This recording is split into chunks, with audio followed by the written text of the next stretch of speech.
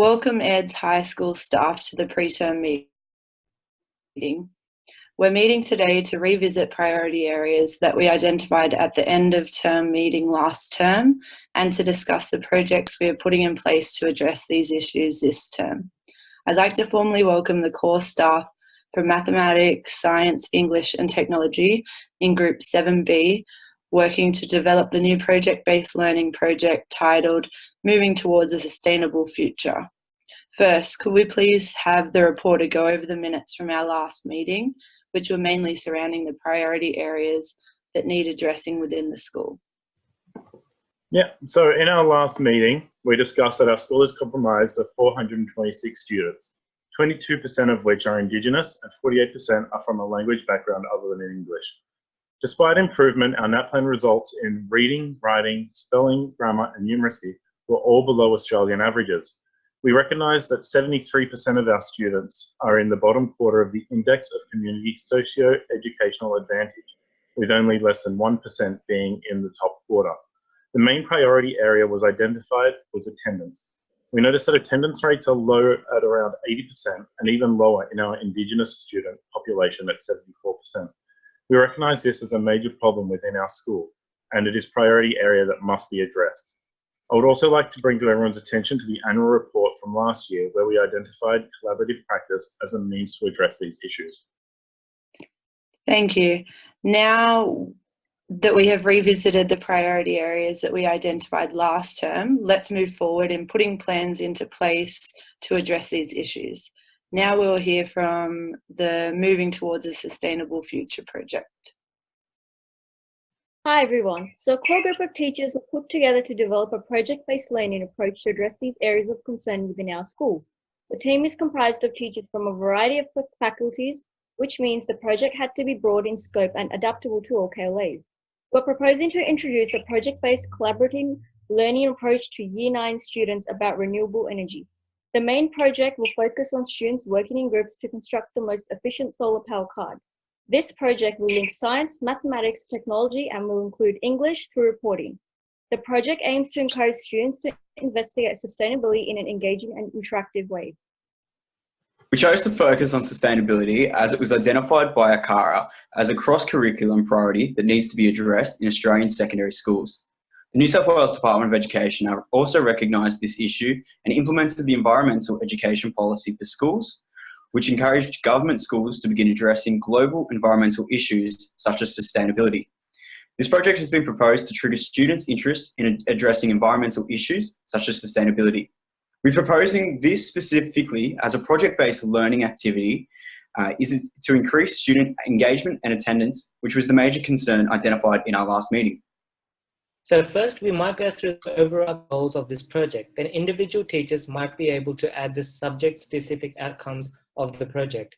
So outside of our faculties, on a whole school level, we hope that the project will increase student engagement and attendance through the project-based learning nature of the activity, and by sparking the students' interest in sustainability and cars. Another overarching goal of the project is to link concepts within STEM and English in order to create a fun and innovative project for students to enjoy. Now could I call upon the mathematics teacher to talk about how this project relates to mathematics? Yeah, so within the mathematics curriculum, students will be collecting and analysing data on electric hybrid cars and regular petrol cars. Students will see the negative long-term environmental effects of petrol cars and the need to shift towards renewable resources. Students will learn to gather data and graph results of different variables to determine the best features and conditions of their solar car. The project directly relates to the curriculum outcome MA419SP, collects, represents, and interprets single sets of data using appropriate statistical displays. Thank you. Now can we hear from the science department about how this project relates to science? Yep. Throughout the solar powered car project, students will be exploring both working scientifically and knowledge and understanding aspects of the syllabus. The working scientifically aspects will mainly focus on processing and analyzing data concerning sustainability, as well as using problem-solving skills to generate solutions to reduce our environmental footprint as a society.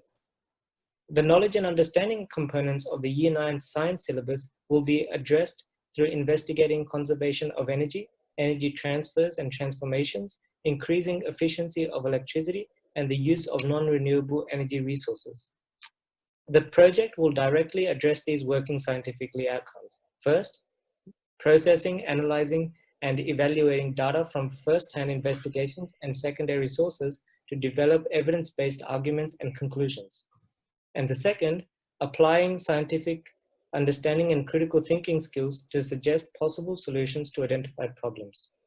The project will also allow students to explore curriculum outcome PW4, which is about energy conservation in a system explained by describing energy transfers and transformations. Thank you. Now I'm going to discuss how the project relates to technology. The solar-powered car project will be implemented within Year 9 Design and Technology curriculum through exploring the design process, developing solutions, and evaluating the impact of technologies on society and the environment. These elements of design will be undertaken in concept sketching, modelling, research, and experimentation activities. The curriculum outcomes that will be directly addressed through the project include 5.1.2 applies and justifies an appropriate process of design when developing design ideas and solutions. 5.4.1 develops and evaluates innovative, enterprising, and creative design ideas and solutions. 5.2.1 evaluates and explains the impact of past, current, and emerging technologies on the individual, society, and environment. And lastly, 5.3.2 evaluates design solutions that consider preferred futures, the principles of appropriate technology, and ethical and responsible design. Now I'll call on the English staff to discuss how this project fits with English. Yeah, so within the English curriculum context, students will be conducting a report to go along with the solar-powered car project.